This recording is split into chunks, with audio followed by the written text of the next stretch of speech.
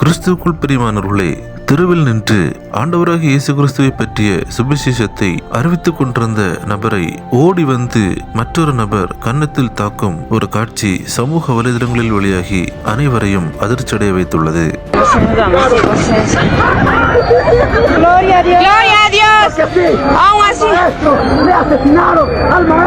மேலே நாட்டில் குறிப்பிட்ட ஒரு பகுதியில் தேவ மனிதர் ஒருவர் ஆண்டவராக இயேசு கிறிஸ்துவை பற்றிய சுவிசேஷத்தை அநேக மக்கள் கேட்கும்படியாக கூறிக்கொண்டிருந்தார். அந்த வேளையில் திடீரென்று ஓடி வந்த நபர் ஒருவர் சுவிசேஷம் கூறிக்கொண்டிருக்கும் தேவ மனிதரின் கன்னத்தில் ஓங்கி அறைந்துவிட்டு சென்று விட்டார். தன்னை மற்றொரு நபர் கன்னத்தில் அறைந்த போதிலும் அதனை கொஞ்சமும் பொருட்படுத்தாமல் தான் முன்பு எப்படி சுவிசேஷம் கூறினாரோ அதற்கும் ஒருபடி மேலாக மிக வைராக்கியமாக தேவனுடைய வார்த்தைகளை இடி முழக்கமாய் எடுத்து கூற ஆரம்பித்தார். இந்த காட்சிகள் அனைத்தும் சமூக வலைதளங்களில் வெளியாகி அனைவரையும் நெகிழ்ச்சியடைய வைத்துள்ளது. தன்னை கன்னத்தில் அறைந்தவரும் இயேசு கிறிஸ்துவின் அன்பண்டைக்கு வர வேண்டும் என்ற இந்த தேவ மனிதனின் சுவிசேஷம் நம்மை வியப்படைய வைக்கிறது.